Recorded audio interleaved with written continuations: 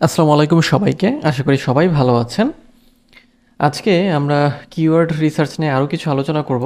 এর আগের ভিডিওতে আমরা বেশ অনেক কিছু আলোচনা করেছিলাম। তো আজকে আমরা যেটা থেকে জানবো বা যেটা আলোচনা করব সেটা হচ্ছে যে কিওয়ার্ড রিসার্চের ক্ষেত্রে টুলস আমরা কিভাবে ব্যবহার করব। তো পপুলার টুলসের মধ্যে গুগল কিওয়ার্ড প্ল্যানার ব্যবহার করতে পারি আমরা। এটা একেবারে ফ্রি এবং বেটার। অবশ্যই আমাদের এটা ব্যবহার করা উচিত। তারপরে হচ্ছে সেমরাশ ব্যবহার করা যায়। এটার হচ্ছে পেইড এবং ফ্রি দুটি ভার্সন আছে। মানে পেইডে আপনি একেবারে মানে সব সুবিধা পাবেন, কিন্তু ফ্রিতে সব পাবেন না। এটাও ভালো, এইচরেপসও ভালো। এছাড়া হচ্ছে যে মজ কিওয়ার্ড এক্সপ্লোরার ব্যবহার করতে পারেন, উবার সাজেস্টও ব্যবহার করতে পারেন। যদিও এগুলো হচ্ছে পেইড আর কি, মানে ফ্রি লিমিটেড ব্যবহার করতে পারবেন, আর পেইডে সম্পূর্ণ ফিচার ব্যবহার করতে পারবেন। তো সেমরাশের ক্ষেত্রে আপনি হচ্ছে কিওয়ার্ড রিসার্চ করতে পারবেন, কম্পিটিটিভ অ্যানালাইসিস করতে পারবেন।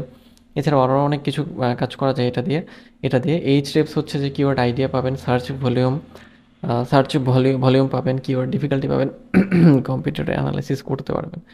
আর মজ কিওয়ার্ড এক্সপ্লোরার হচ্ছে কিওয়ার্ড সাজেশন পাওয়ার জন্য ভালো, অ্যানালাইসিস এবং সার্চ মেট্রিক্সের জন্য। আর উবার সাজেস্ট হচ্ছে কিওয়ার্ড আইডিয়া পাবেন এখান থেকে, আবার সার্চ ভলিউম পাবেন এবং কম্পিটিটর অ্যানালাইসিস করতে পারবেন। আচ্ছা, সো কিওয়ার্ড রিসার্চের ক্ষেত্রে ফার্স্ট রিলেটেড সার্চেস এক্সপ্লোর করতে হবে আমাদের অবশ্যই, যেটা হচ্ছে যে আমাদের গুগলে যে আমরা হচ্ছে যে রিলেটেড সার্চ বলি ওটার কথাই বলা হচ্ছে এখানে। এবং then using forums and question answer sites, যেমন হচ্ছে যে বিভিন্ন ফোরামে আসলে কোনটা মানে কী লিখে সার্চ করা হয়, যেগুলোকে হচ্ছে যে আমরা কোয়েশ্চেন অ্যান্সার সাইট বলতে পারি, যেমন কোরা আছে, রেডিট আছে। এইগুলোতে যেহেতু মানুষ অনেক কিছু সার্চ করে, সো ওগুলো নিয়েও আমরা কিওয়ার্ডের আইডিয়া পেতে পারি। ওকে, সার্চ ইনটেন্ট বুঝতে হবে এখন আমাদের। হোয়াট ইজ সার্চ ইনটেন্ট বা সার্চ এর উদ্দেশ্য, ইনটেন্ট মানে উদ্দেশ্য। আচ্ছা, সার্চ ইনটেন্টের উদ্দেশ্যটা হচ্ছে যে দেখেন যে আমরা আসলে যখন সার্চ করি বা ইউজারদের কথাই বলি, ইউজাররা যে সার্চ করে তাদের ইনটেন্ট বা উদ্দেশ্যটা আসলে কি। প্রথম কিন্তু একটা ইনফরমেশনাল, মানে আমরা ইনফরমেশন খুঁজে পাই, মানে খুঁজতে চাই। যেমন ইউজার্স সিকিং ইনফরমেশন, আমি কোনো ইনফরমেশন চাচ্ছি, মানে মনে করেন যেমন how to back a cake, মানে ইনফরমেশন চাচ্ছি। নেভিগেশনাল মানে আমি দিক নির্দেশনা চাচ্ছি, যে users looking for a specific website, যেমন আমরা লিখি না যে অমুক তমুক .com, Facebook log in, Instagram log in, YouTube log in, অমুক এগুলো লিখি না, মানে আমরা নেভিগেশন দিক নির্দেশ চাচ্ছি, যে আমি স্পেসিফিক এই জায়গায় যেতে চাচ্ছি, পথ দেখাও। আচ্ছা, এটাকে সার্চ ইনটেন্ট বলা হয়। ট্রানজ্যাকশনাল হচ্ছে যে users ready to make a purchase, transaction লেনদেন করবে, যেমন বাই রানিং শু। আচ্ছা, মানে আমি কোনো কিছু যখন কিনতে চাই আর কি, ট্রানজ্যাকশন করতে যাচ্ছে। এরপর commercial investigation, users researching products before buying, যেমন ওই যে বললাম না যে আমরা কেনার আগে যখন সার্চ করি, যেমন best laptops 2024, best Android mobile in 2024 এর মতো, মানে আমি মনে করেন এটা কিনতে চাচ্ছি, এখন আমি সার্চ করব। তাহলে দেখেন এই চারটার মধ্যে আমাদের কিন্তু আমাদের সার্চ ইনটেন্ট মিলে যায়। আমরা ইউজাররা যা লিখে সার্চ করি এর সাথে কিন্তু ওগুলো মিলছে, যে আচ্ছা ঠিক আছে, আমরা এটা খুঁজে পেতে চাই। ওকে, এই হচ্ছে আমাদের সার্চ ইনটেন্ট। আচ্ছা, সার্চ ইনটেন্টের ক্ষেত্রে কেন আমরা অ্যানালাইজ করবো এটা, যে understand the purpose behind A search query to better match keywords with user intent. তার মানে আমাদের এই সার্চ ইনটেন্ট এই জন্যই জানতে হবে, যাতে আমরা কী করতে পারি, ইউজারদের ইনটেন্ট বুঝে কাজ করতে পারি, তাই না? যেমন আমাদের ওয়েবসাইটে কিন্তু এক এক রকমের কন্টেন্ট থাকে, তাই না, বা এক এক রকমের ওয়েব পেজ থাকে। তো তখন সেগুলো নিয়ে কাজ করা সুবিধা হয় আমাদের জন্য। ওকে, ফাইন। সো নেক্সটে যাই আমরা। আচ্ছা, নেক্সট হচ্ছে লং টেল, শর্ট টেল। এগুলো সম্পর্কে খুব একটা বলার কিছু দরকার নাই, কারণ এগুলো সম্পর্কে আপনারা অলরেডি জানেন। তবে লং টেলের ক্ষেত্রে মানে একটি বিষয় গুরুত্বপূর্ণ, সেটা হচ্ছে এই লং টেল কিওয়ার্ডগুলো কম কম্পিটিটিভ হয় বা কম্পিটিশন কম থাকে এবং হায়ার কনভার্সন রেট থাকে। তার মানে এগুলো নিয়ে কাজ করলে র্যাঙ্ক করা সহজ হয়, কারণ মানুষ সাধারণত মানে লং টেল লিখেও সার্চ করে। তখন আমরা যদি সঠিক লং টেলটাকে টার্গেট করতে পারি, তাহলে লো কম্পিটিশনে আমরা খুব ভালো একটা আউটপুট নিয়ে আসতে পারি। আচ্ছা, নেক্সট গুগল ট্রেন্ড ব্যবহার করা। গুগল ট্রেন্ডস থেকে অনেক মানে ভাইরাল বা ট্রেন্ডিং কিওয়ার্ড পাওয়া সম্ভব, ওইটা সম্পর্কে আর সেরকম বলার দরকার নাই। আচ্ছা, কিওয়ার্ড রিসার্চের কিছু টুলস দেখি আমরা। অনেকগুলো টুলস আছে, যেটা ভালো লাগে সেটাই ব্যবহার করবেন। যেমন অ্যান্সার দ্য পাবলিক আছে, এখানে ওয়েব অ্যাড্রেস পাবেন, কিওয়ার্ড শিটার আছে, google.com তো আছে, গুগল কিওয়ার্ড প্ল্যানার আছে, এরপর উবার সাজেস্ট আছে, কিওয়ার্ড ফাইন্ডার, এরপর সুভল.com, তারপরে হচ্ছে যে কিওয়ার্ড এভরিওয়ার.com। এছাড়াও হচ্ছে যে আপনার কিছু হচ্ছে এক্সটেনশন আছে যেগুলি যে এখানে দেখতে পাচ্ছেন আপনারা। দেন এই আরও কিছু tools, moj.com, app.neilpatel, semrush.com, moj.com, explorer একই, keywordfinder.io, kwfinder.com, keyword revealer, keyword tracker, keyword finder, lsi graph, lsi graph, তারপর ট্রেন্ডস, গুগল, alexa.com ইত্যাদি ইত্যাদি মুক্তমুখে। আচ্ছা, ওকে, ফাইন। এখন টুলসগুলো থেকে আমরা যখন কিওয়ার্ডগুলো রিসার্চ করে বের করব, আমাদের একটা কিওয়ার্ড রিসার্চ ফাইল রেডি করতে হবে। সেটা আমরা নিজেদের জন্য কাজ করি অথবা ক্লায়েন্টের জন্য কাজ করি, উভয়ের জন্যই আমাদের এটা প্রয়োজন। তো ওই রিপোর্ট ফাইলে আমরা কোন কোন জিনিসগুলো রাখবো, ওখানে আমরা সার্চে ভলিউম রাখবো, এবং এটা আমাদের একটা এক্সেল ফাইলে তো করতে হবে। এসইও ডিফিকাল্টি, তারপর paid difficulty, cost per click বা CPC, competition, global monthly searches, তারপর local monthly search, approximate CPC, difficulty ইত্যাদি ইত্যাদি জিনিসগুলো আমাদের নোট ডাউন করতে হবে ওই শিটের মধ্যে। ওকে, আচ্ছা, দেন আমরা আসি যে আমরা হচ্ছে কম্পিটিটর অ্যানালাইসিস কিভাবে করব। আচ্ছা, কম্পিটিটর অ্যানালাইসিস করার জন্য এর আগের ভিডিওতে খুব সুন্দর একটা টুলস দেখিয়েছিলাম। ওই টুলসে গিয়ে আপনারা অ্যানালাইসিসটা শুরু করবেন, এবং ওই কম্পিটিটর অ্যানালাইসিসের ক্ষেত্রে যে রিপোর্ট ফাইল বা তাদের কোন কোন জিনিসগুলো আমাদের ফলো করতে হবে সেটা এখান থেকে আমরা দেখে নেব। আচ্ছা, কী কী জিনিস দেখব, যেমন কম্পিটিটরের ইউআরএলটা কেমন, পেজ অথরিটি কেমন, number of sites, number of sight indexed page এটা কেমন, কিওয়ার্ড ইন টাইটেল কীরকম, keyword in URL, keyword in description, keyword prominence, keyword proximity এবং সোশ্যাল সিগন্যাল। তার মানে আমাদের যে কম্পিটিটর আছে তারা এই কাজগুলোকে বা এগুলো কিভাবে সাজিয়েছে, কীরকম এগুলো পারফর্ম করছে, সব আমাদের দেখতে হবে, অ্যানালাইসিস করতে হবে। আচ্ছা,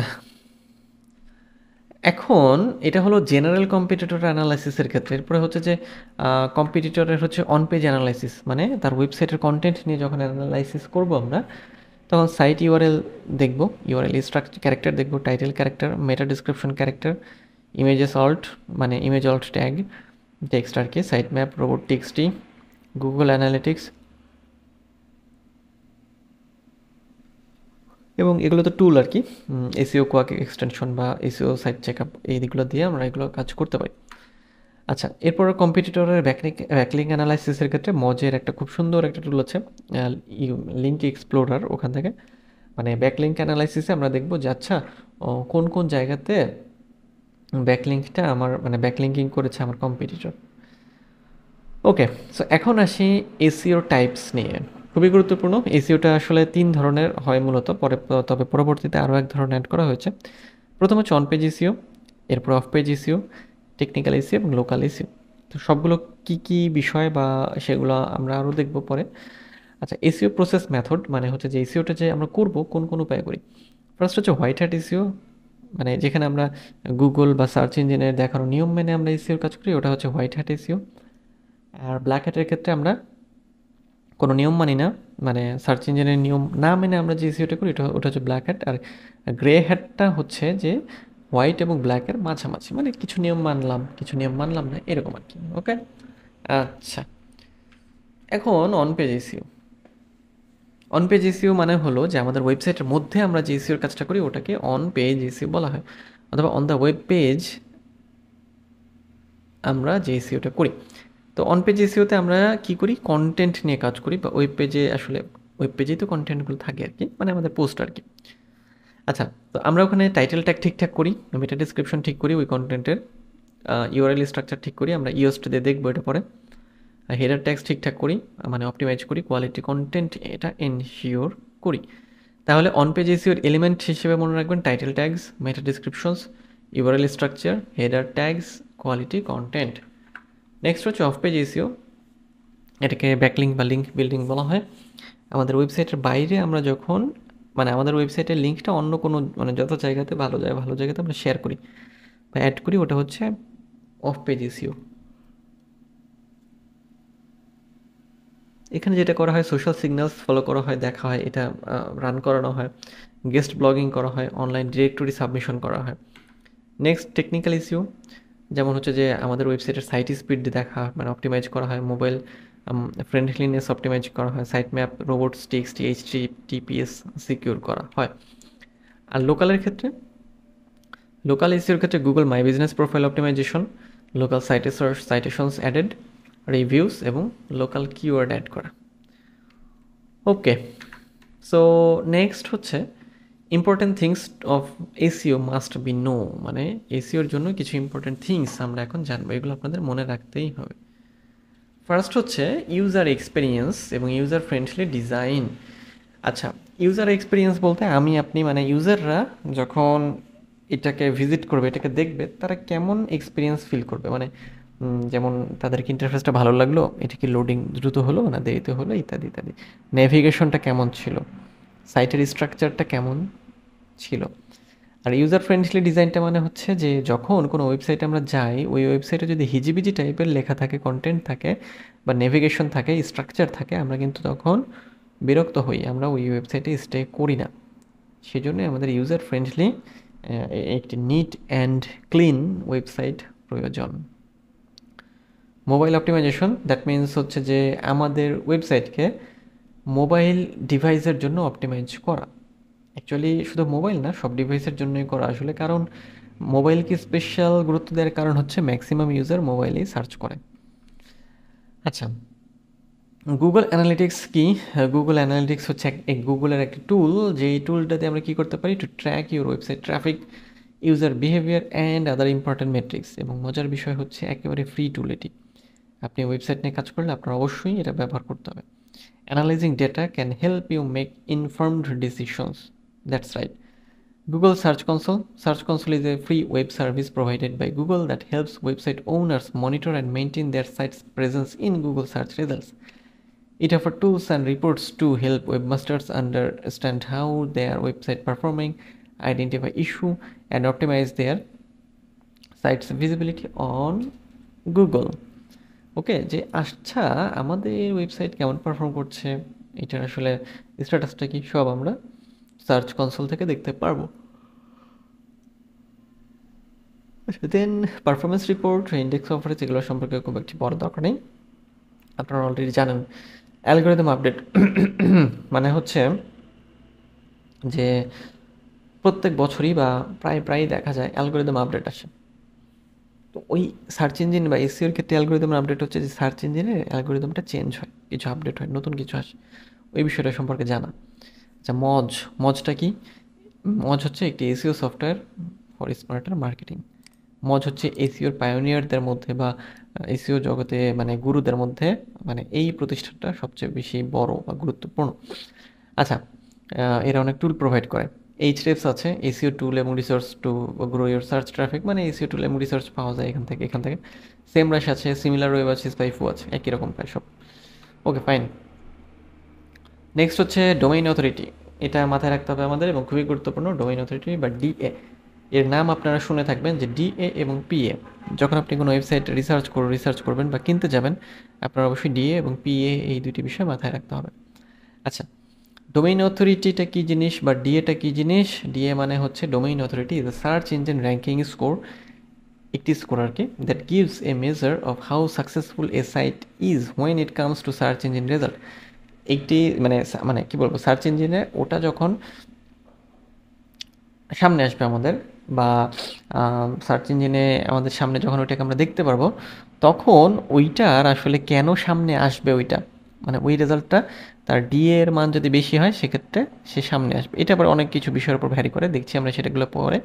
আচ্ছা, এখন এই যে ডি এর মান, সেটা হচ্ছে 1 থেকে 100-র মধ্যে করা হয় এবং যার যত বেশি তার তত ভালো। মানে মনে করেন আপনি ডোমেইন অথরিটি অ্যানালাইসিস করছেন, চেক করছেন, তো মনে করেন যে যার ডোমেইন অথরিটি 100-র মধ্যে 100, সে অনেক ভালো ওয়েবসাইট, যেমন ইউটিউব, ফেসবুক, এদের ডোমেইন অথরিটি অনেক ভালো।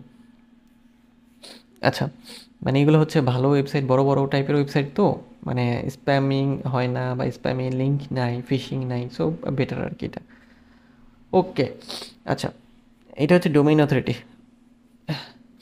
Domain authority is influenced by the number of links to your domain and the authority of those ranks. তার মানে আমাদের ওয়েবসাইটে কতগুলো লিঙ্ক আছে এবং ওগুলো আসলে কেমন, ওগুলো ঠিকঠাক আছে কিনা, আমাদের ডোমেইনের বয়স কেমন, আমাদের ওয়েবসাইটের বয়স কেমন, ইত্যাদি যাবতীয় বিষয় হচ্ছে এই DA এর মধ্যে থাকে। আচ্ছা, গুড ডোমেইন অথরিটি কি? আচ্ছা, স্কোরস বিটুইন 40 থেকে 50, মানে 40 অ্যান্ড 50, অ্যাভারেজ টাইপের আর কি। এবং যদি 50 থেকে 60 হয় তাহলে must be rated as good. আর যদি অ্যাবভ 60 হয় তাহলে ডোমেইন অথরিটি এক্সিলেন্ট। ওকে।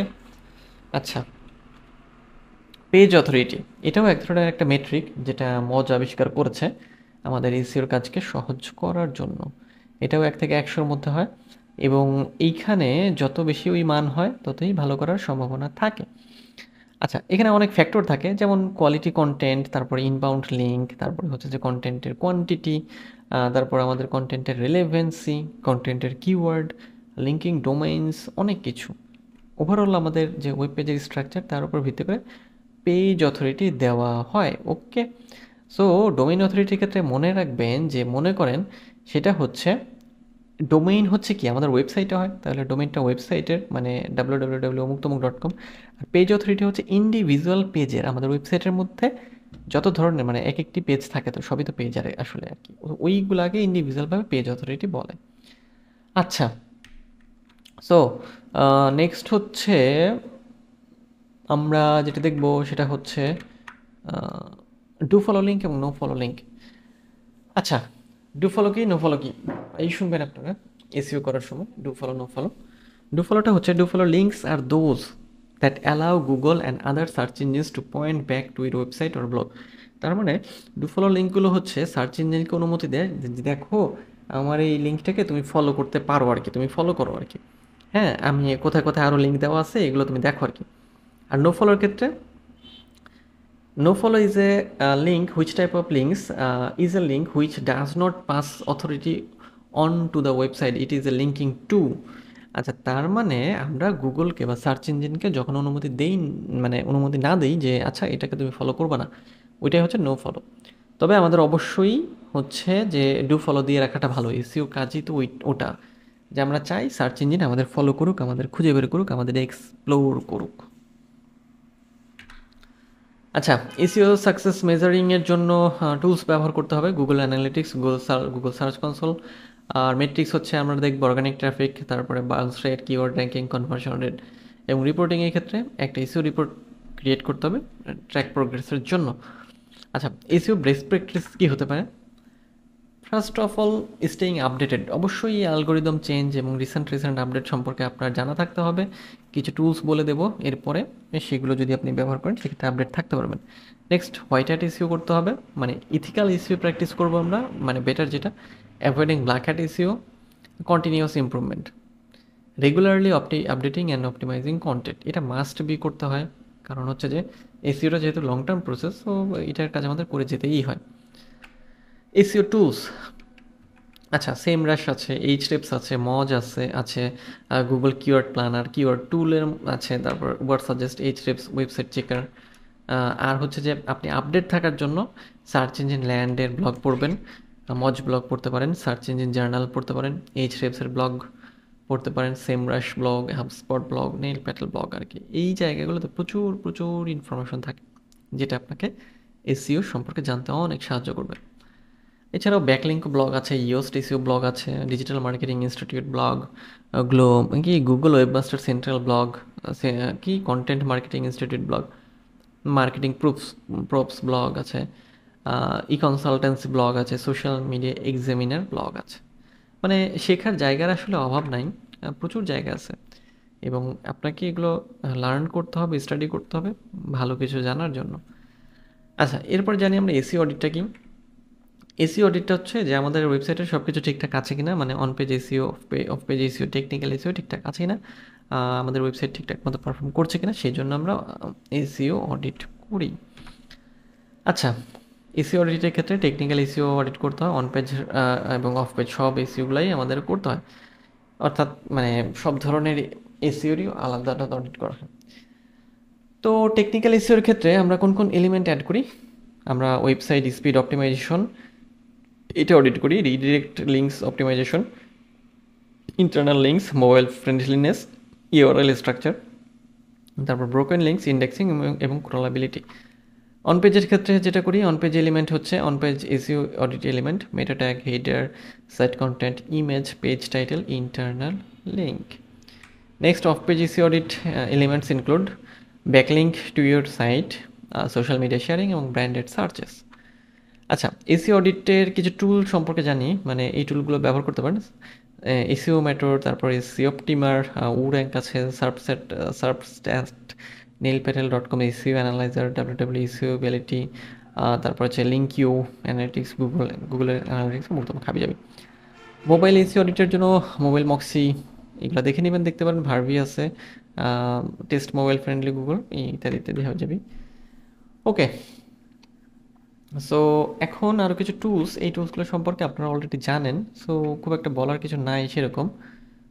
তো এগুলো দেখে নেবেন আপনারা একটু, টুলসগুলো গড়পড়তে একই রকম। তো আজ এই পর্যন্তই, দেখা হবে নেক্সট ভিডিওতে অন্য কোনো টপিকে। সে পর্যন্ত সবাই ভালো থাকবেন, সুস্থ থাকবেন, আর আমার চ্যানেলের সাথেই থাকবেন। দেখা হচ্ছে নেক্সট ভিডিওতে।